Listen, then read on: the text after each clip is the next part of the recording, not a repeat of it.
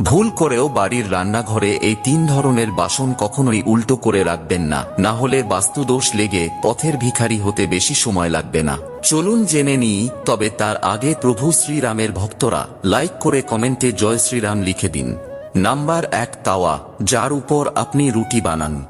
অনেক বাড়িতেই রুটি বানানোর পর এই তাওয়া বা চাটুকে উল্টো করে রেখে দেওয়া হয়, তবে জেনে নিন ঘরে পণ্যের ত্রুটি এবং দারিদ্রতা আসার এটি একটি অন্যতম বড় কারণ হয়ে দাঁড়াতে পারে। তাই সব সময় গরম তাওয়া সোজাভাবে দাঁড় করিয়েই রাখা উচিত।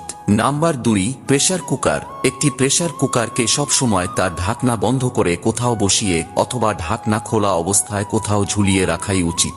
উল্টো অথবা উপর করে প্রেসার কুকার রাখলে তা বাস্তু ত্রুটি এবং বাড়িতে অর্থ সংক্রান্ত সমস্যা বয়ে আনে। এবং নাম্বার 3, কড়া অথবা কড়াই। কড়াই সবসময় ঝুলিয়ে রাখাই উচিত, তা না হলে এই কড়া উল্টো করে রাখলে মৃত্যু পর্যন্ত দারিদ্রতা